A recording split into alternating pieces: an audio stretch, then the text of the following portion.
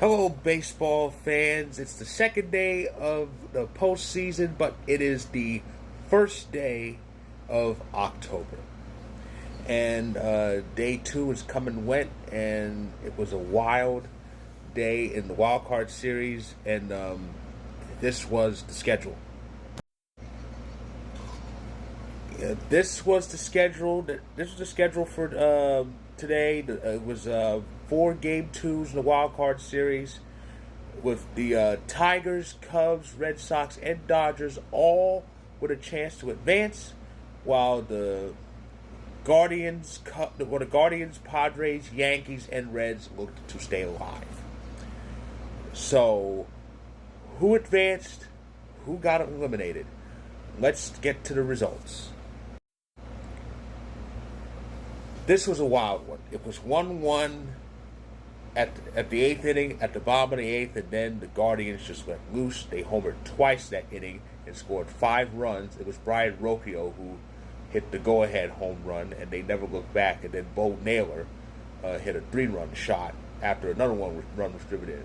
5 runs the eighth inning, and the Guardians went on to win 6-1. So that's one game 3 forced.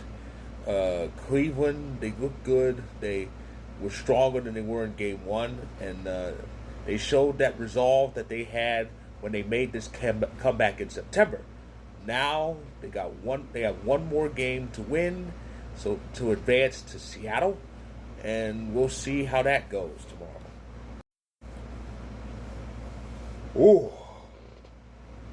Ooh. As I was watching this, a thought entered my mind. This is the 4th year that the Wild Card Series has officially become part of the postseason.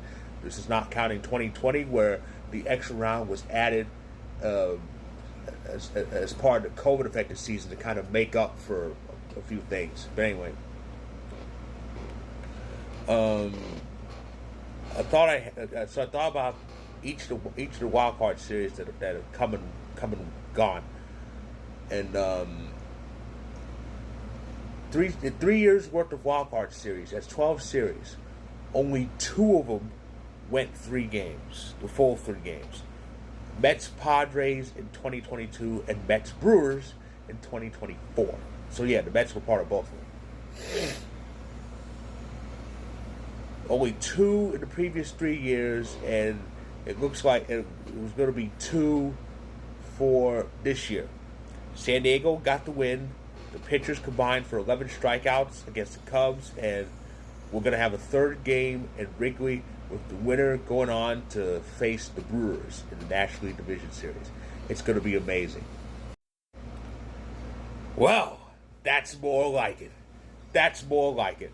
You know, the Yankees played a lot better than we did in Game 1. We had no get up and go other than that home run by Volpe, but that was it. But Ben Rice, who wasn't in the lineup in Game 1, entered in Game 2, made his official playoff debut, and hit a 2-run homer in the first inning. We had 3 leads in the game. Boston never led, but the last lead stuck, came in the 8th inning. Austin Wells drove in a very speedy Jazz Chisholm, who scored all the way from first, and it got done, and the bullpen was near perfect. A few hiccups, but nothing that resulted in anything dangerous. So the Yankees took Game 2, forcing Game 3 tomorrow, and how fitting. It just now hit me. The Red Sox and the Yankees are going to play a winner-take-all game on October 2nd. The anniversary, the 47th anniversary of the famous Bucky Dent game. Yeah. So it sounds like fate, though. The Bucky Dent game, that was at Fenway. This is Yankee Stadium, but it seems kind of fateful that this would happen. Well, we did have an elimination, and it was the Reds, whose season ended early.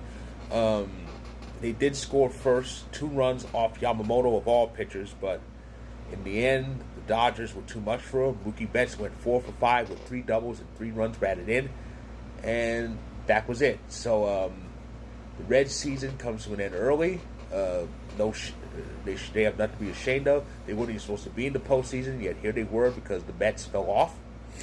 So we'll see if they can build on this next year, but it was a pretty good year for Cincinnati. As for the Dodgers have advanced and will play in the National League Division Series. They'll face off against the Philadelphia Phillies.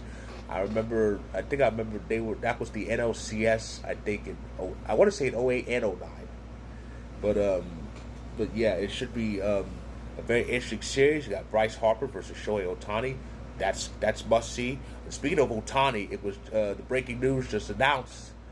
It was just announced that Ohtani will start Game 1 of that series. He'll be on the mound pitching. So this will be Ohtani's first postseason pitching start. That's going to be a sight to see. We'll see how he does. We'll see how he does when he takes the mound for Game 1. Because, of course, the division series all starts on Saturday. All 4 series start Saturday.